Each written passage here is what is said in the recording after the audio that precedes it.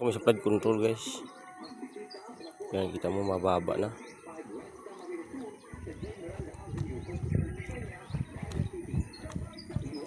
Mababa na guys, no?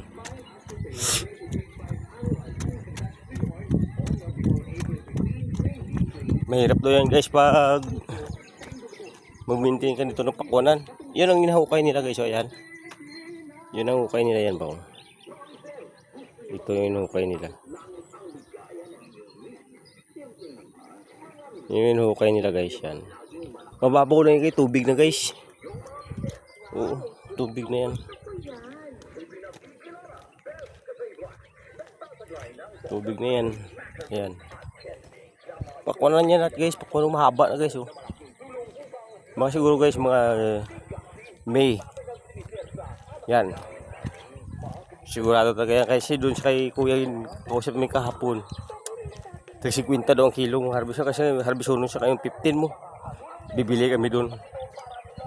Subukan natin kung gaano katamis ang pagmamahal ni kuya sa kanyang pakwan.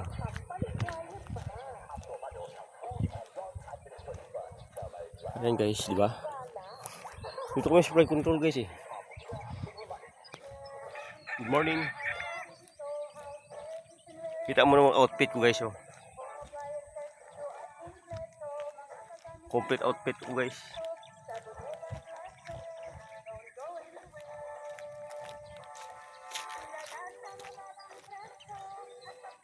Oh, di ba?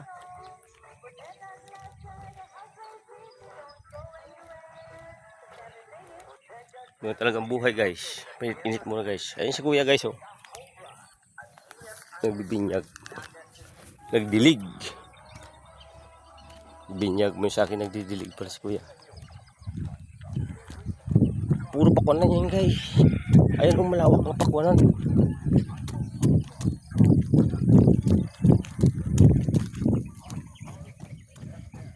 Gaano kahaba ito dyan namin guys.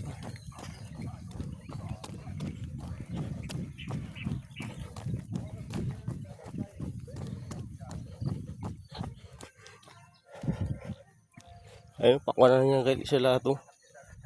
Lawak. Sus, pag na-harvest.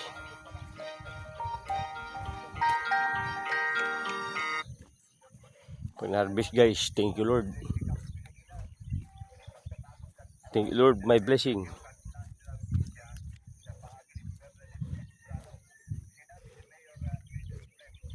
Ayan guys, kalawak. Lawak yung hektarya guys. Doon galing yun dun sa videohan ko kanina. Lawak. Tinti naman talaga. Oh, lakas ang agos guys. Kabila lang to guys eh. Kabila lang to ng flood control. Ito na. Kabila lang flood control to.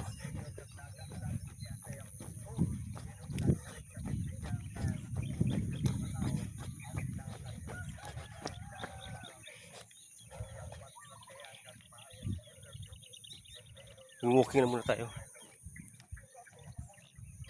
Pawis na rin ako eh.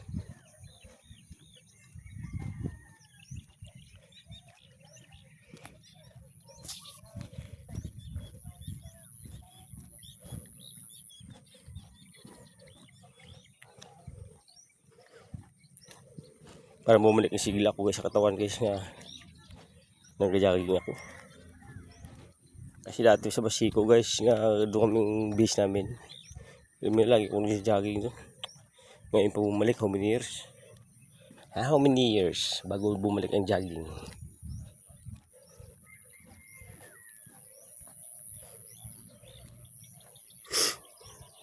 Pakwan na guys, oh, mahaba na. Di ba mahaba na siya guys? Mahaba na siya eh. Gaano pa kaya pag dating ng Mayo? Haba na siya. Siguro may bunga na yan siguro guys. Kasi mabilis na tumubo. May mga abono to kam. Ang binhi pala niyan guys. Nasa ang isang lata.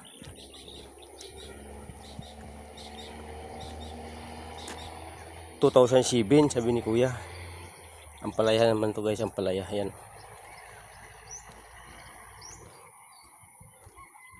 2,007 daw ang isang lata. Sa isang hektarya siguro mga 4 na lata yun ang binhi ng pakwan. Isipin mo, tapos maintain ka pa araw-araw doon sa mga tao. May tao talaga tag-abuno, tag-500 isang araw daw. Lilinis, yan. Pag didilig, isang tao lang magdidilig, ilang tao kung ilang hektarya yun. Kami talaga masahuran mo dun. Pero tag 50 pesos to yung 1 kilo. Bibili tayo. Nakarbisa ngayon si kuya mga bisa ba 15 or 20.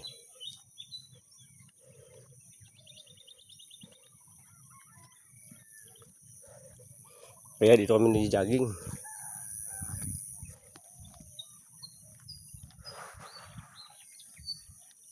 Tama talaga pagdating doon, pawis.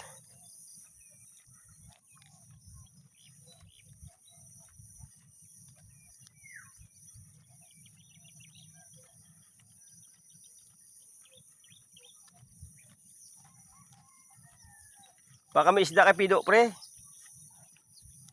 Baka may isda kay Pido. Sabagay, may isda pa naman tayo, no? Malunggay naman titirahin namin pa rin ili dito sa daanan.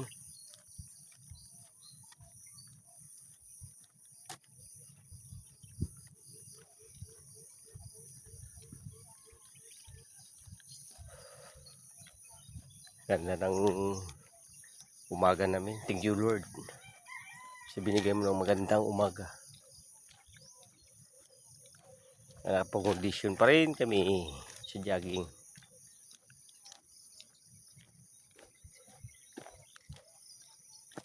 Ito guys, oh, pwede ka pala makababa dito guys. Bababa tayo guys. Yan, pag-control yan guys. Pinabaan natin. Yan.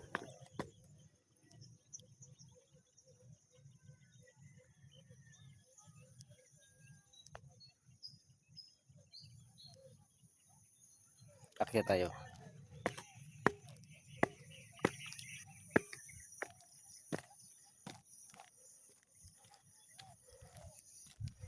Diba?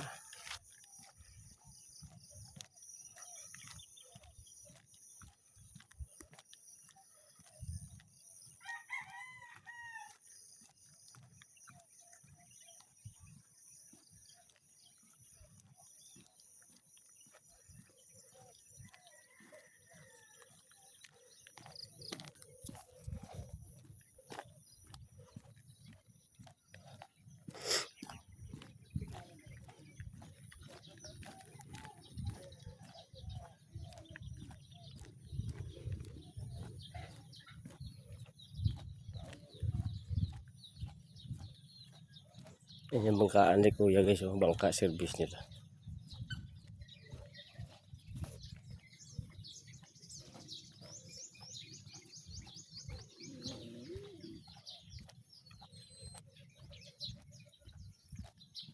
Good morning. Tawid lang po kami na. Kuya po. Maagi. Oh. Good morning po kuya.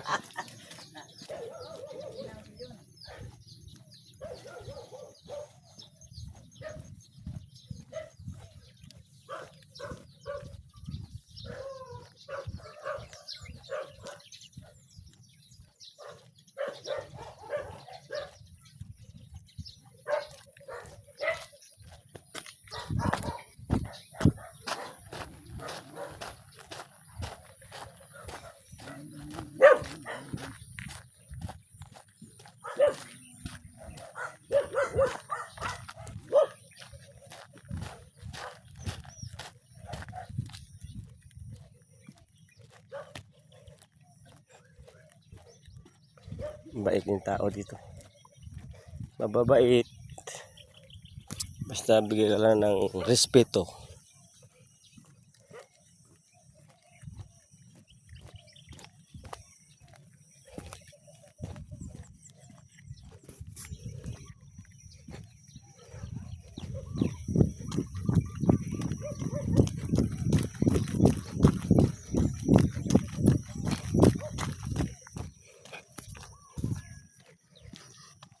guys. Huh.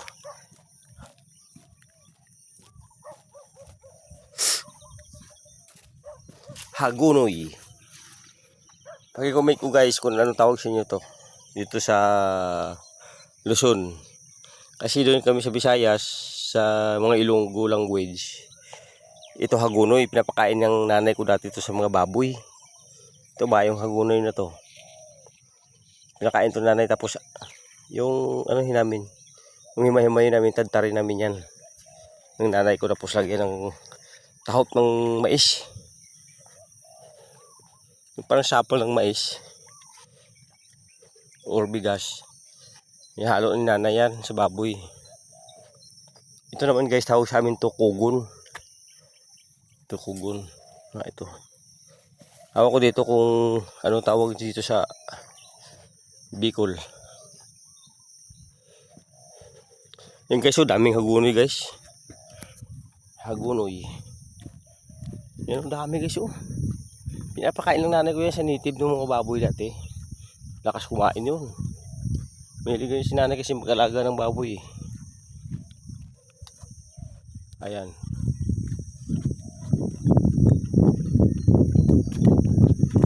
Hagunoy yan guys, oh. Ang haba. Yung kahoy ito, sus. Sarap magtambay-tambay ito pag tanghali. Ayan, hagunoy yan pa yan guys, oh. Ayan, oh. Yan, hagunoy yan. Napakain na sa baboy namin ng nanay ko. Yung buhay pa. Yung bata pa rin ako nung dati.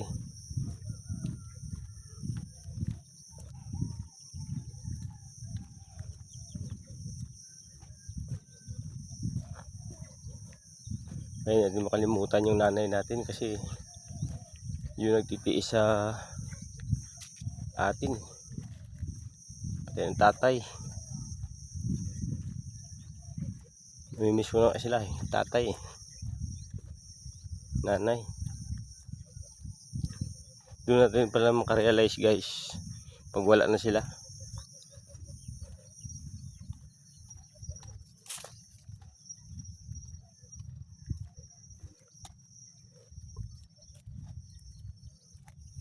Kangkong pre, basta may mga ahas pre ah. Takot ako dyan pre, ikaw lang muna. Nguwas pa rin ang taon, natakot ako basta may mga ahas. Yung tinatakutan ko sa lahat, ahas eh. Nguwas pa rin, kangkong. Ha? Tao?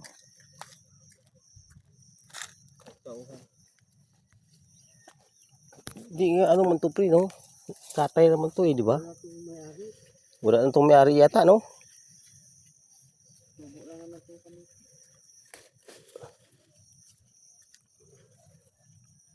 Manguha tayo guys.